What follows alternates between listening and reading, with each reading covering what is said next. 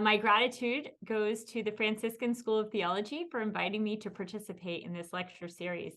I'm honored to share with you my experience with Laudato Si, especially over the past year, and some of the lessons we've learned here in the Diocese of San Diego. I look forward to engaging with your questions and comments, and if there's anything we don't cover, please feel free to reach out to me.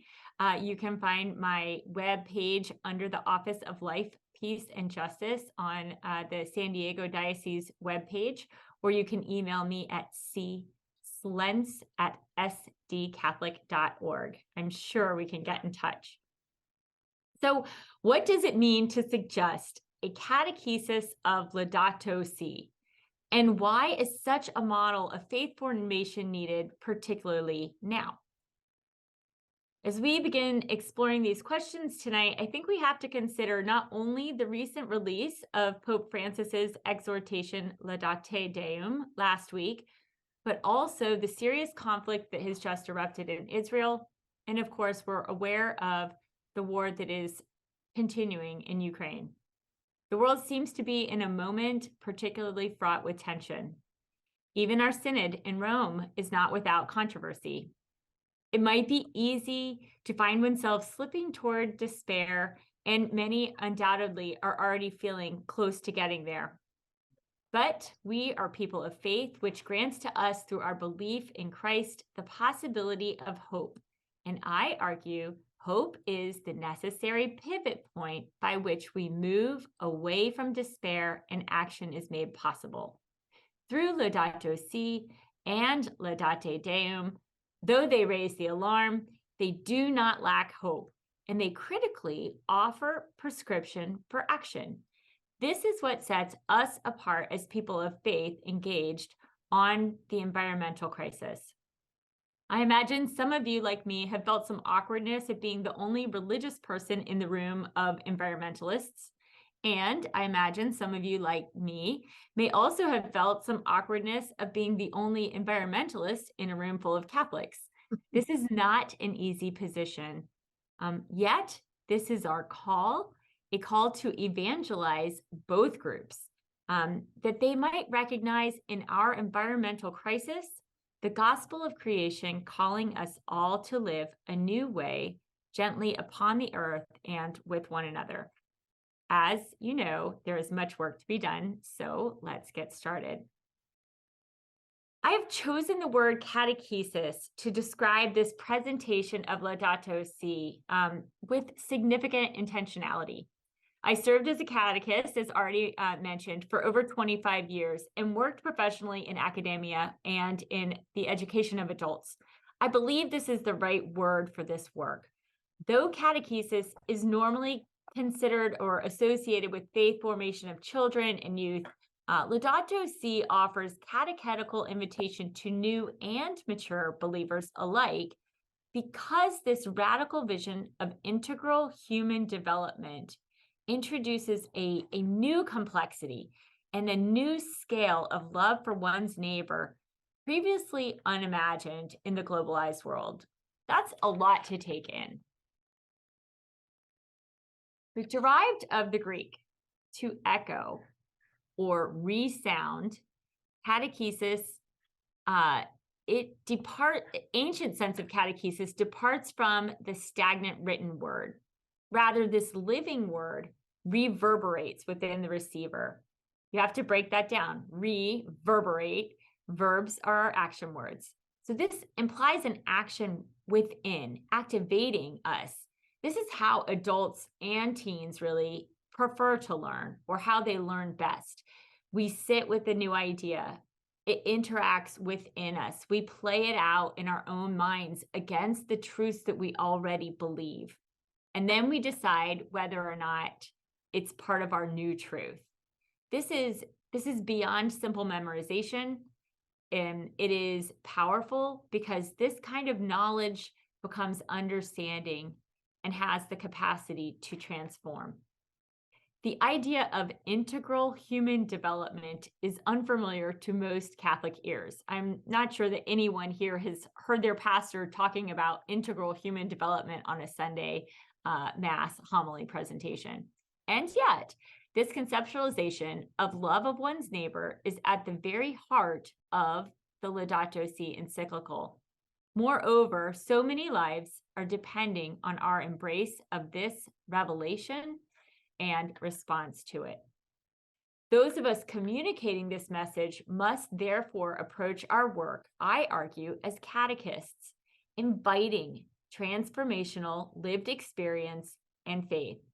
This may sound like a Herculean task, but we don't have to be afraid. The gospel of creation is much easier to access, I believe, than the written word. In fact, a catechesis of Laudato Si might just offer one of the easiest pathways to conversion in our modern to postmodern world.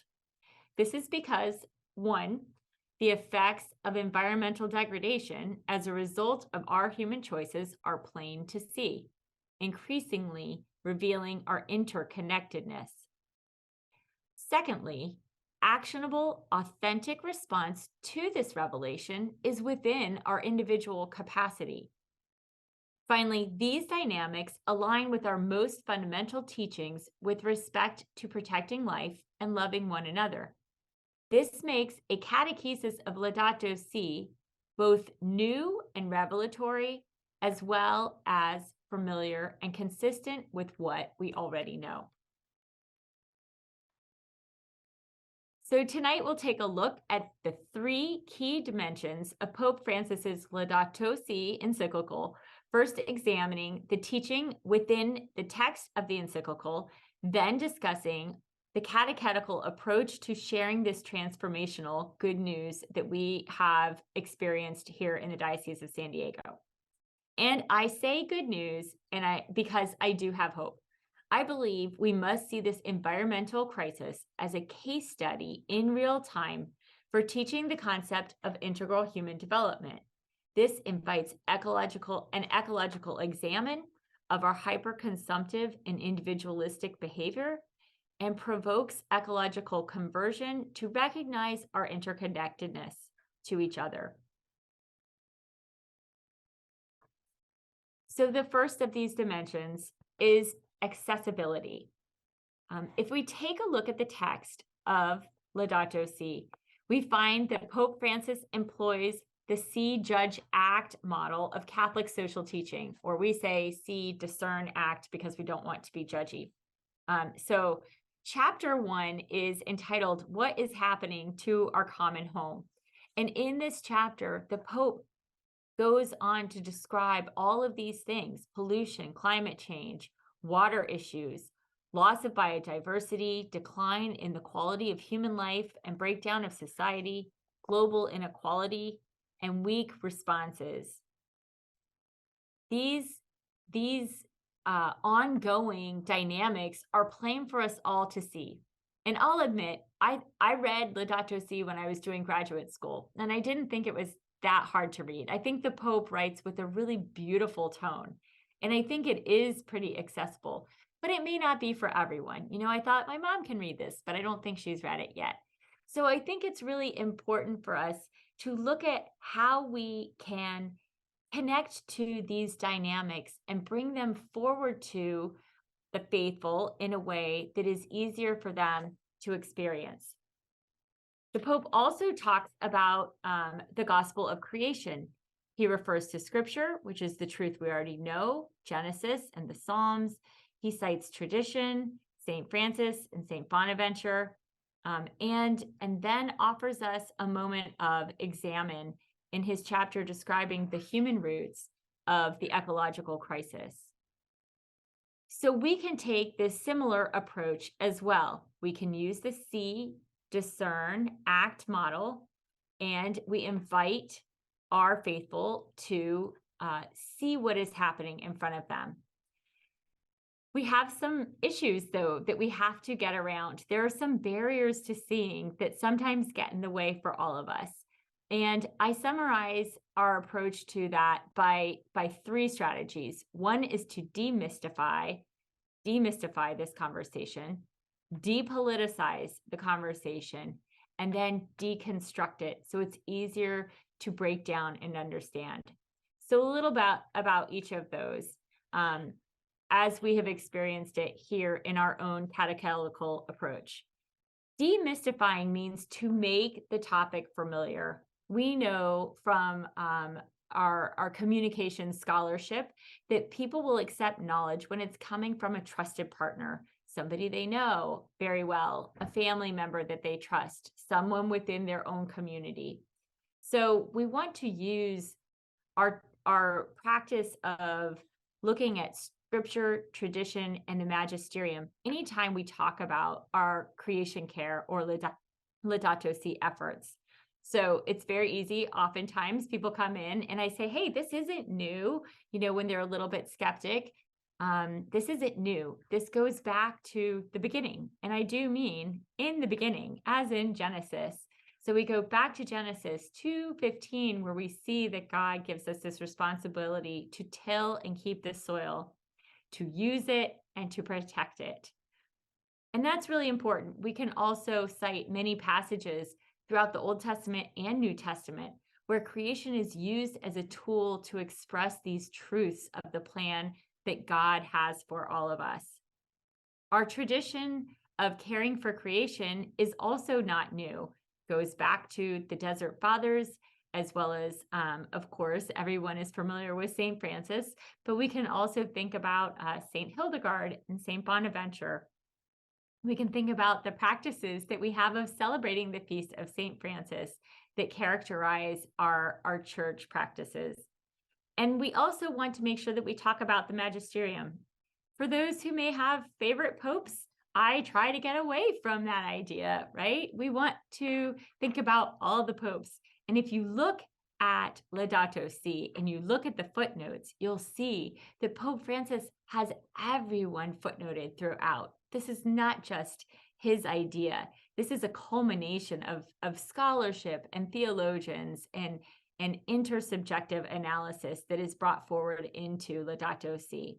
So we can think about Pope Leo XIII in 1891, who puts forward Rerum Novarum and begins our understanding of Catholic social teaching, including care for creation.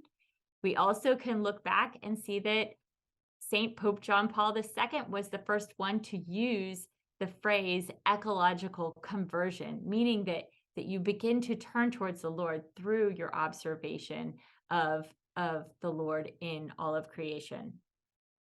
We also know that the Green Pope was not Pope Francis. The Green Pope is Benedict XVI, who put solar panels on the Vatican, and also in his own teachings of Caritas in Veritate talks about purchasing, all purchasing being a moral act, and helps us think about the way that we make purchases that contribute to our environmental crisis. So this is one way that we try to demystify this conversation, make it familiar, make it more accessible for everyone. We also try to stay away from politicizing this topic. This has really made it complicated for us in the United States, where questions of the environment did become political. They haven't always been political. The EPA was founded by Richard Nixon. Ronald Reagan championed our effort to reduce and eliminate use of chlorofluorocarbons and protect our ozone layer.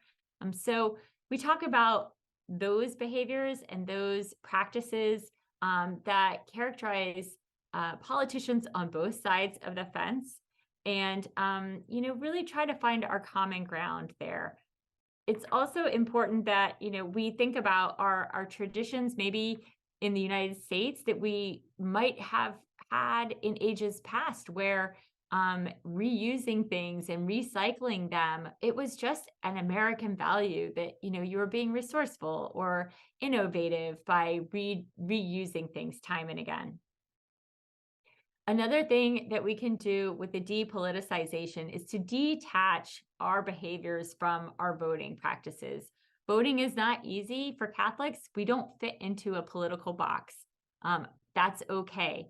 I'm not here to tell anyone who to vote for, but I am here to tell you that you can start to compost, that you can try to ride your bike more. None of that is going to attach to your voting choice. And so that also helps us in our catechetical approach.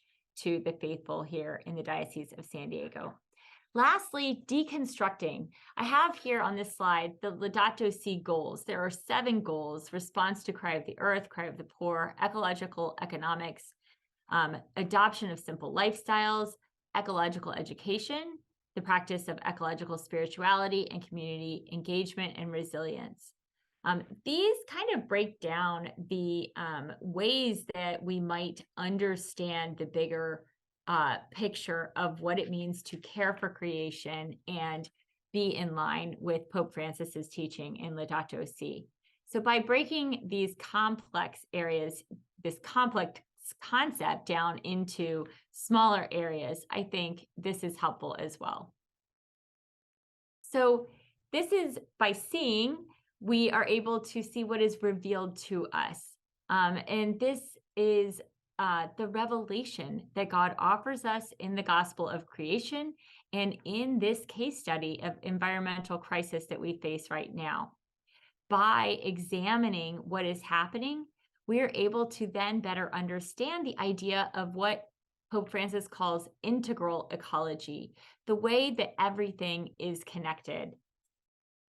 As a result, we actually desire the responsibility to care for our common home. We start to practice that, admiring the beauty of creation more frequently. We have a better sense of the relationship between the common good and caring for our common home. We understand that our everyday actions have a ripple effect that can go all the way around the world. And our interactions with others, as well as with creation, have a way of reflecting our relationship with the Creator. And finally, we can appreciate a sense of intergenerational solidarity. Not only are we using the earth in a sense of space and geography, but we also understand that the earth was meant to be inherited by all of God's creation over the course of time. And so we have to think about our future generations when we think about our behavior. So the next major dimension to talk about is the actionability. First, we had accessibility. Now we're going to talk about the actionability of Laudato Si and Laudate Deum. I'm just going to pause for a second and invite you to take a look at those 2 expressions of laudate, which means to praise. And in the initial encyclical, we can see Laudato Si is expressing, I praise you, my Lord. Praise be to you, my Lord. I am doing it. So we have the O there at the end. And this is echoing St. Francis's Canticle of the Creatures, of course.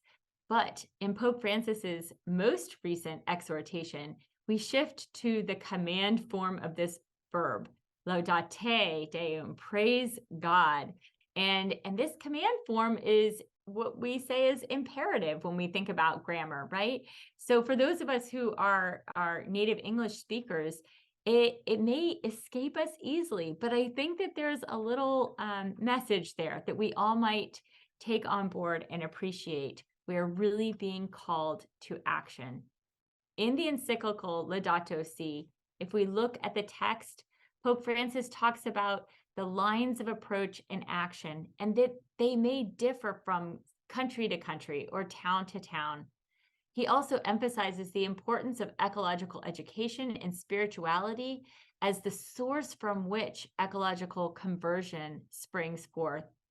And this gives us the energy to respond to what we have seen, the revelation of our integral ecology, and to act on it. The Pope also gives a shout out here to the youth. And I think that this is very important. A lot of times we're critical of our young people today and whether they're going to church, whether they're falling away. I think that in Laudato Si, we have an area that really speaks to our young people. And I think this is very worth taking on board because it's a way that we can demonstrate our authenticity. We're actually acting on our beliefs in the way that we act every day in what we do, thinking about our brothers and sisters around the world and those who are poor and vulnerable and may be affected by climate and environmental impacts, even in our own towns. So a catechetical approach to this call to action, we also, like Pope Francis has expressed, anchor much of our activities around ecological education and eco-spirituality, such as having our Season of Creation Mass. We just had a Feast of St. Francis festival where we blessed our trees and distributed them and milkweed plants to all of the families who came. We had ecological spiritual crafts for the children to do, and we are encouraging families, to get out into nature and really foster this love of nature in their family dynamics.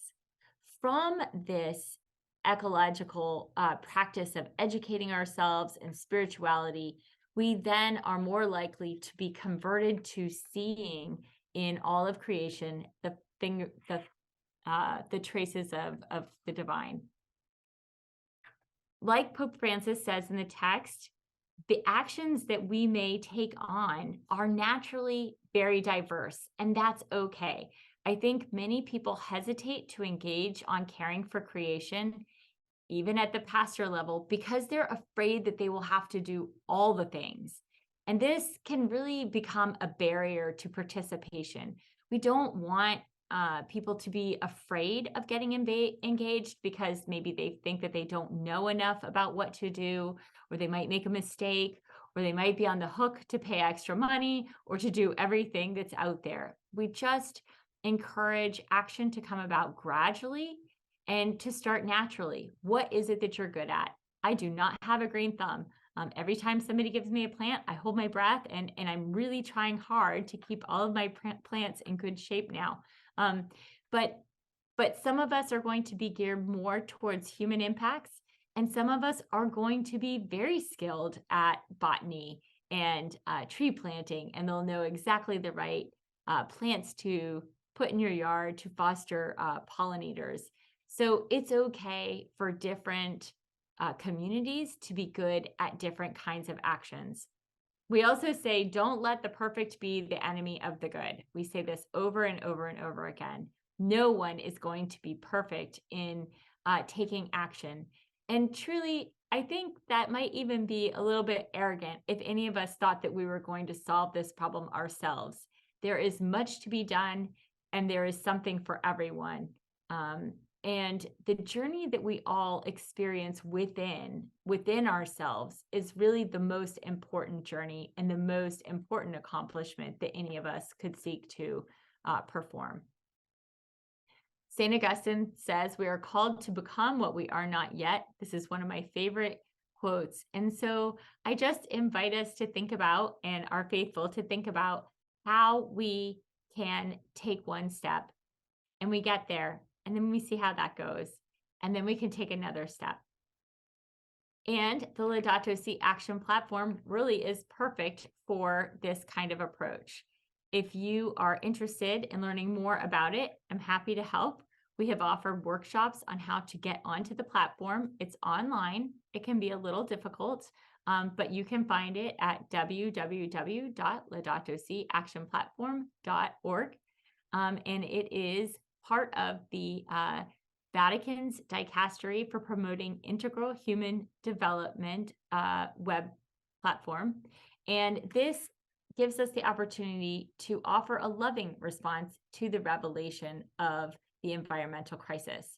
So in order to make this not so intimidating and a little bit more familiar, we here in San Diego offer workshops, as I said, to show our community how you can do creation care action planning, or Laudato Si action planning. This means we take a look at the things that we value, and we look at the climate impacts or environmental degradation impacts that are happening and where they overlap. And then we try to look at how we can take action so that we can either adapt to those impacts, or that we can try to mitigate what they are so that they don't put the things we value at risk. So one of the ways that we can think about what we value as Catholics is to think about those 7 areas of Laudato Si, the 7 goals. So we invite our communities to look at those areas of the 7 goals and then look at what they can do to lessen those impacts in their own spaces. We have set this against the liturgical cycle so that it is a familiar setting for us. The liturgical cycle is something that we just are in the habit of as Catholics. So our natural time for reflection usually comes during Lent. This is where we invite everyone to conduct an examine and to look at what their environmental impact is. And then they can submit a reflection to this online platform. And then during Easter, we celebrate new life. So we encourage everyone to write a new plan. So they write this plan based on their reflection of where they're going to make improvements for that year. You don't have to do it all in one year. There are 7 years. So you can start small and do something that you feel really comfortable with. Laudato Si week comes about 2/3 of the way through May. This is a good opportunity to check in on everybody. And then they work on this over the course of the summer. Season of Creation begins with September 1st and goes until the Feast of St. Francis on October 4th. During this time, we always hold a Mass with Cardinal McElroy. And this year, for the first time, we invited everyone to bring their Laudato Si action plans. We had scrolls with little green ties on them, and everyone could bring their paper and slide it into the scroll, and we brought it up at offertory to offer up our actions. Cardinal McElroy then at the end of the Mass asked everyone to stand and gave them a commissioning blessing to go forth and carry this out. So our final dimension of Laudato Si and a catechesis of Laudato Si is the universality that is suggested by this encyclical. I love this picture of the earth here. This is the picture that was taken the first time that the astronauts were able to step back and be far enough away to take a picture of the entire planet. We know that the word Catholic means according to the whole. This is a whole view of everything. And I think that it's quite beautiful. For me, it's hard to believe that we never had this. This picture was taken like just before I was born. But I think it emphasizes how important it is for us to step back and to widen our lens and to embrace this holistic view that allows us to see how God's plan is at work and how our choices are having positive or negative effects on our environment and that plan. In the text of Laudato Si, Pope Francis, towards the end of the encyclical, describes ecological conversion and integral ecology. He also talks about the joy, genuine joy and peace that comes about from these new habits that are more in line with the natural patterns of the earth, as opposed to overconsumption and hyper-individuality that sort of fall flat and never really truly satisfy. He emphasizes civic love, civic and political love, and describes this concept of integral human development. So a catechetical approach to this looks a lot like Catholic social teachings. I put this tree on here. I love it. It shows that the dignity of the human person is really fundamental, and care for God's creation is just above that dignity of the human person. And we see that none of the other areas of Catholic social teaching can really take root and grow without those 2 fundamental features of our teaching. And so all of our actions and our response to revelation can really aim toward these teachings and these goals and kind of guide our actions. And this helps our population understand what it is to foster integral human development. Once they've taken this on board, then it's easier to see that the cry of the earth really cannot be separated away from the cry of the poor and the vulnerable. The earth is not just without consequence, right? Our actions do have a consequence, and those who are the poorest and most vulnerable are suffering the consequences of our actions. When we make a change and we transform our lives, we are able to perform love of neighbor at a global scale. I also want to emphasize that this is part of a consistent ethic of life. It's important for us to recognize that care for creation is a life issue. Lives and livelihoods are at stake. And it's important for the Catholic community to be part of the international conversation so that we can make sure that our understanding of the value of life in all phases of life is important, and get away from the temptation to think that population control is a way of dealing with the environmental crisis. Instead, we should think about sharing as a way of better dealing with the environmental crisis and our stewardship of the earth.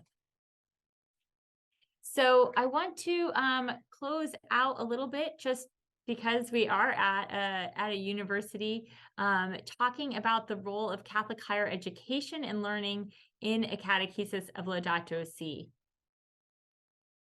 So just like the encyclical and just like our catechetical approach, we have this see, discern, and act model that I think suggests how Catholic universities and organizations for higher education might approach this. We need to promote that Catholic intellectual tradition of faith and reason, integrating the two together and making sure that we're producing scholarship that does emphasize the importance of faith alongside our capacity to discover and reason. We also need accessible, reliable information. We need research that's done without bias and without politicization. The more quantitative it is, the better it is. And I also think it's important to quantify these things in ways that the general public can understand. So how do we translate some of that overly wordy scholarship into products that are easily graspable by everyone? I think that it's important that if you are working at a Catholic institution of higher learning, are you bringing this back to your parish? Are you having conversations with your pastor? Have you thought about how you might be able to present something like this to a youth group, or even create a really simple craft for young people so that they can start to appreciate these dynamics at an early age?